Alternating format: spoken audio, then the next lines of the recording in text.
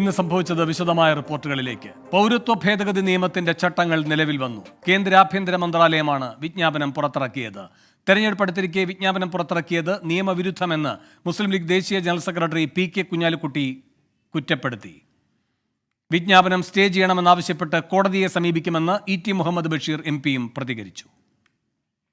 ഇന്ത്യയിൽ ഏറ്റവും ശക്തമായ പോരാട്ടം ഇതിനെതിരായി നേരത്തെ വന്നിരുന്നുവെന്ന കാര്യം നമുക്കറിയാം.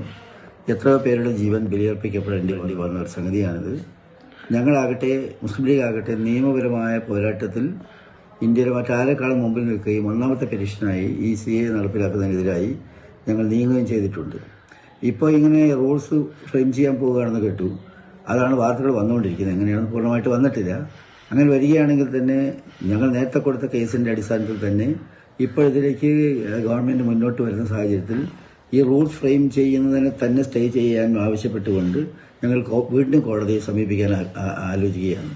അല്ല, കേസും കൊണ്ട് അവിടെ കേസ് സുപ്രീം കോടതിയിലുണ്ട്. ആ കേസിൽ അഫിഡവിറ്റ് വന്നതാണ് കേന്ദ്ര ഗവൺമെന്റിന്റെ. അതിലാണ് ഞങ്ങളുടെ കേസിലാണ് അഫിഡവിറ്റ് വന്നത്, നടപ്പിലാക്കൂല എന്ന് പറഞ്ഞിട്ട്. ഇപ്പൊ ഇലക്ഷന്റെ മുമ്പ് ഇലക്ഷൻസ് രണ്ടാണ്.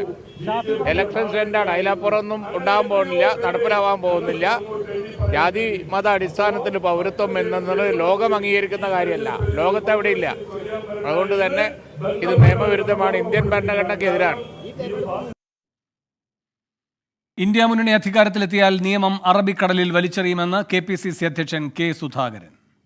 പൗരത്വ ഭേദഗതി നിയമം നിലവിൽ വന്നതായി നരേന്ദ്രമോദി ഇപ്പോൾ അറിയിച്ചു.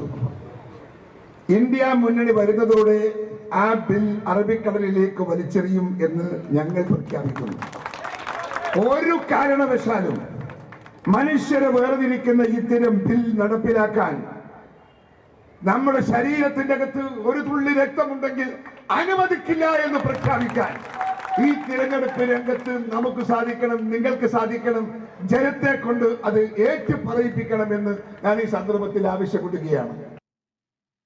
പൗരത്വ ഭേദഗതി നിയമവും പൗരത്വ രജിസ്റ്ററും വടക്ക് കിഴക്കൻ മേഖലകളിൽ വലിയ പ്രശ്നങ്ങൾ സൃഷ്ടിക്കുമെന്ന് പശ്ചിമ ബംഗാൾ മുഖ്യമന്ത്രി മമതാ ബാനർജി ചൂണ്ടിക്കാട്ടി. पहले मेरे को रूल्स देखने दीजिए.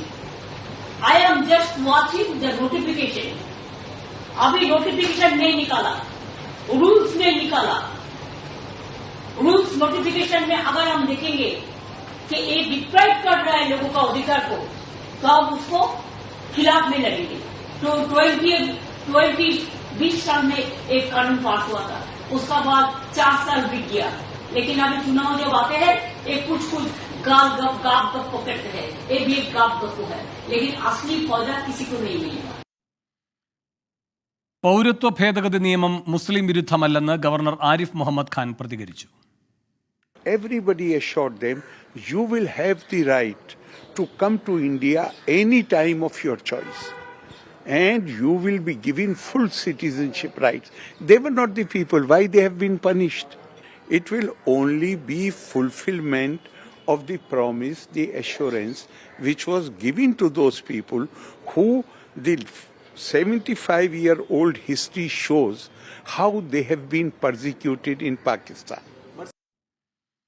ആർ രാധാകൃഷ്ണൻ ഡൽഹിയിൽ നിന്ന് കൂടുതൽ വിവരങ്ങളുമായി ചേരുന്നു. രാധാകൃഷ്ണൻ, എന്താണ് ഈ വിജ്ഞാപനത്തിൽ പറയുന്നത്?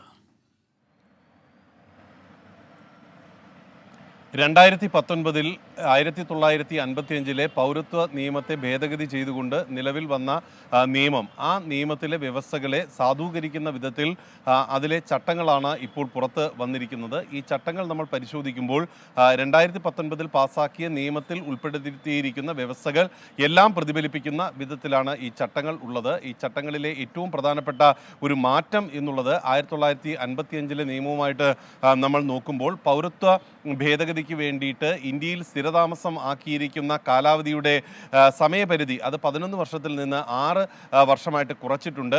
3 രാജ്യങ്ങളിൽ നിന്നുള്ളവരുടെ കാര്യങ്ങളാണ്, അതിർത്തി രാജ്യങ്ങളായിട്ടുള്ള 3 രാജ്യങ്ങൾ എന്നാണ് അതിനെ പറയുന്നത്. അഫ്ഗാനിസ്ഥാൻ, ഒപ്പം ബംഗ്ലാദേശ്, ഒപ്പം പാകിസ്ഥാൻ. ഈ 3 രാജ്യങ്ങളിൽ നിന്നുള്ള അവിടുത്തെ ന്യൂനപക്ഷ വിഭാഗങ്ങളായിട്ടുള്ള 6 മതവിഭാഗങ്ങളിൽ പെട്ടിട്ടുള്ള ആളുകൾക്ക് ആണ് പൗരത്വം അപേക്ഷിക്കാനായിട്ടുള്ള അർഹത ഈ ചട്ടങ്ങൾ ചട്ടങ്ങളനുസരിച്ച് നൽകുന്നത്. 6 വർഷമായിട്ട് ഇന്ത്യയിൽ സ്ഥിരതാമസം നടത്തുന്നവരും ഏതെങ്കിലും കേസുകളുടെയോ കുറ്റകൃത്യങ്ങളുടെയോ ഭാഗമായിട്ട് പേരുകൾ ഉൾപ്പെടാത്തവരുമായിട്ടുള്ളവർക്കാണ് ഈ പൗരത്വത്തിന് അപേക്ഷിക്കാനായിട്ടുള്ള അർഹത ഉണ്ടാവുക. ഇത് പ്രകാരമുള്ള വെബ്സൈറ്റ് പ്രവർത്തന സജ്ജമാവുകയാണ്. ഈ വെബ്സൈറ്റ് വഴിയാണ് ഈ അപേക്ഷകൾ സമർപ്പിക്കേണ്ടത്. അപേക്ഷ സൂക്ഷ്മ പരിശോധനയ്ക്ക് വിധേയമാക്കും. ഇന്ത്യയിൽ താമസിച്ചിരുന്ന കാലവും അതുമായി ബന്ധപ്പെട്ടിട്ടുള്ള വിശദാംശങ്ങളും ഉൾപ്പെടെയുള്ളവ പരിശോധിച്ചതിൻ്റെ അടിസ്ഥാനത്തിലായിരിക്കും ഈ പൗരത്വം നൽകുക. നമ്മൾ ചുരുക്കി പറയുമ്പോൾ ഈ മറ്റു രാജ്യങ്ങളിൽ നിന്നുള്ള അഥവാ ഈ 3 രാജ്യങ്ങളിൽ നിന്നുള്ള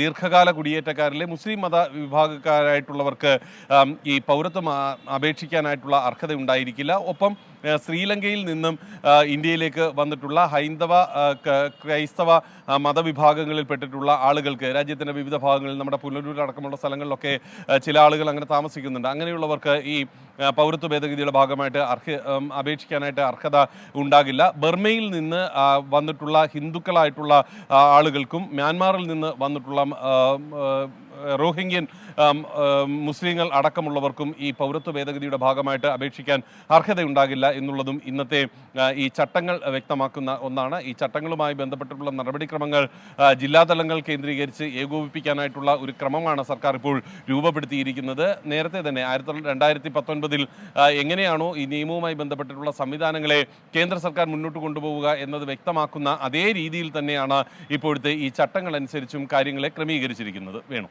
ശരി, ആർ രാധാകൃഷ്ണൻ ഡൽഹിയിൽ നിന്ന് വിവരങ്ങൾ നൽകിയത്. പൗരത്വ നിയമ ഭേദഗതിയിൽ ചട്ടങ്ങൾ വിജ്ഞാപനം ചെയ്തിരിക്കുകയാണ് കേന്ദ്ര സർക്കാർ.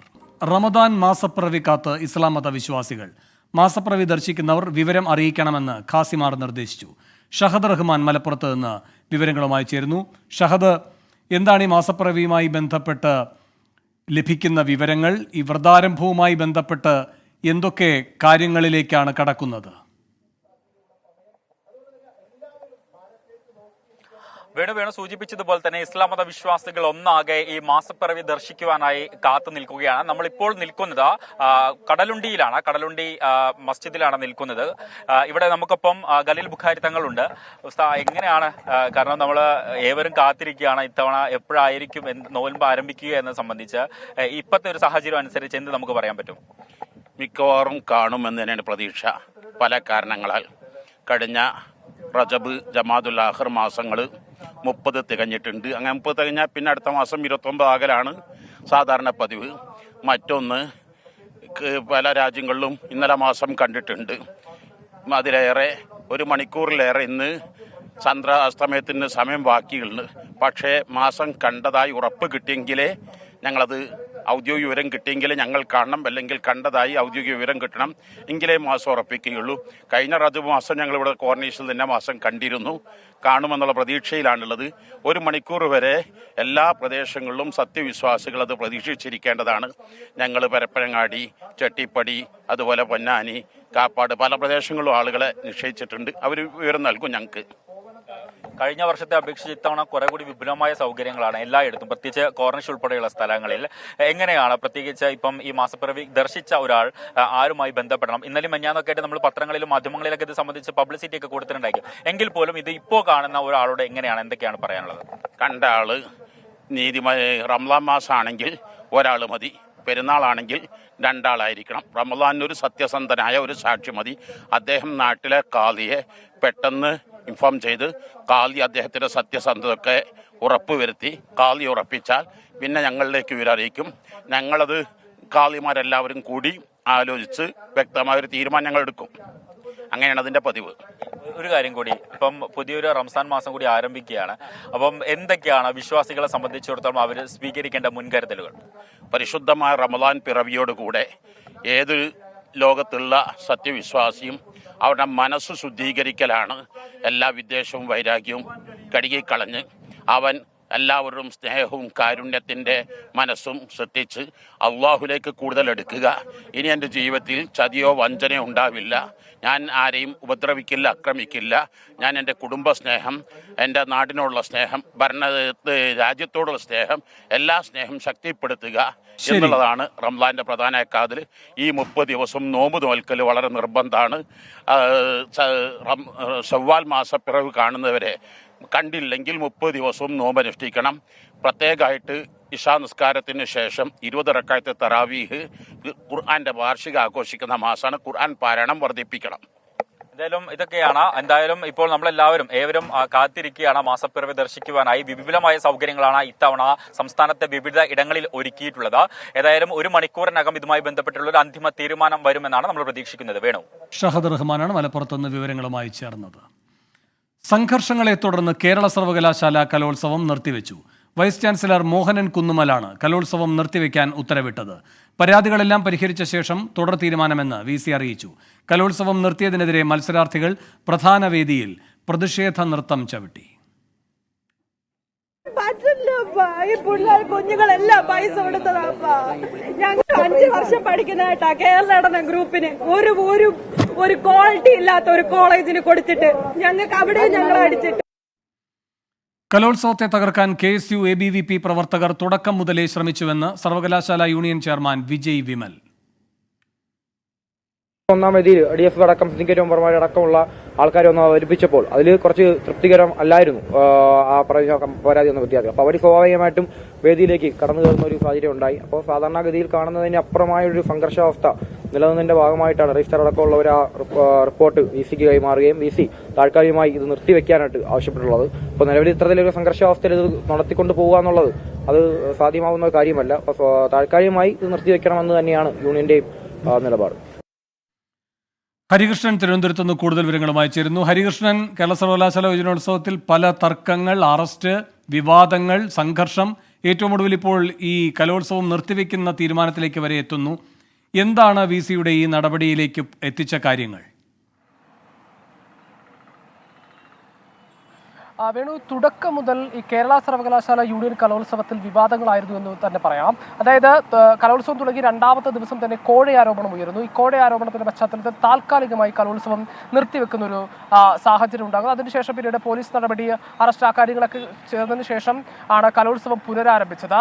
അതിൽ തന്നെ ഈ ഓൾറെഡി ചാർട്ട് ചെയ്തിരുന്ന മത്സരങ്ങളൊക്കെയും താമസിച്ച് തുടങ്ങേണ്ട ഒരു അവസ്ഥ. അപ്പോൾ തന്നെയും ഐറ്റങ്ങളൊക്കെയും വൈകിയാണ് മത്സരാർത്ഥികൾ. അതിനുശേഷമാണ് ഈ കലോത്സവത്തിൽ ഇത്തരത്തിലൊരു പ്രതിഷേധം, അതായത് KSUവിന്റെ ഒരു പ്രതിഷേധം കഴിഞ്ഞ ദിവസം കണ്ടത്. അതായത് SFI ഈ തരത്തിൽ കലോത്സവം മനഃപൂർവ്വം അലങ്കോലമാക്കാൻ ശ്രമിക്കുന്നുവെന്ന് ആരോപിച്ചുകൊണ്ട് ഒരു പ്രതിഷേധം നടത്തുന്നു. ആ പ്രതിഷേധത്തിലും ഇത്തരത്തിലൊരു അറസ്റ്റ്, അത്തരം കാര്യങ്ങൾ, പോലീസ് നടപടിയൊക്കെ ഉണ്ടായത്. ഇതിങ്ങനെ തുടർച്ചയായി ഇത്തരത്തിൽ കലോത്സവ വേദികളിലേക്ക് സംഘർഷം തുടരുന്ന പശ്ചാത്തലത്തിലാണ് VCയുടെ ഇത്തരത്തിലുള്ള ഒരു നടപടി എന്ന് പറയുന്നത്.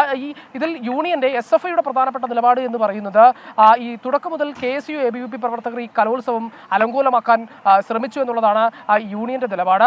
ഇതിനെ തുടർന്ന്, ഇത്തരത്തിൽ സംഘർഷത്തിനെ തുടർന്നാണ് VC ഇന്ന് ഉച്ചയോടുകൂടി ഇത്തരത്തിലൊരു ഉത്തരവിറക്കുന്നത്, കലോത്സവം നിർത്തിവെക്കുന്നതിന് വേണ്ടിയിട്ട്. ബാക്കിയുള്ള മത്സരങ്ങൾ മറ്റൊരു ദിവസത്തേക്ക് ആലോചിച്ച് തീരുമാനിക്കാം, മറ്റൊരു ദിവസത്തേക്ക് മാറ്റിവെക്കാം. അത് അപ്പീൽ കൊടുത്ത മത്സരാർത്ഥികളെ അടക്കം വിഷമിപ്പിച്ചു എന്നതിൽ യാഥാർത്ഥ്യമാണ്. വിഷമിപ്പിച്ചു എന്നുള്ളത് കാര്യം ഒരു യാഥാർത്ഥ്യമാണ്. ഇതിനെ തുടർന്നാണ് പിന്നീട് ഈ മത്സരാർത്ഥികൾ, ഈ മേക്കപ്പിട്ട് ഒരു ദിവസത്തോളം 24 മണിക്കൂറോളം മേക്കപ്പിട്ട് ഭക്ഷണം പോലെ കഴിക്കാതെ വന്ന വിദ്യാർത്ഥികളൊക്കെയും പ്രതിഷേധിച്ച് പ്രധാനപ്പെട്ട വേദിയിൽ നൃത്തം ചവിട്ടുകയും ഒക്കെ ചെയ്തു. എന്തായാലും ഒടുവിൽ ഈ സംഘർഷത്തിലാണ് ഈ കലോത്സവം അവസാനിച്ചതെന്ന് പറയാം. വീണു.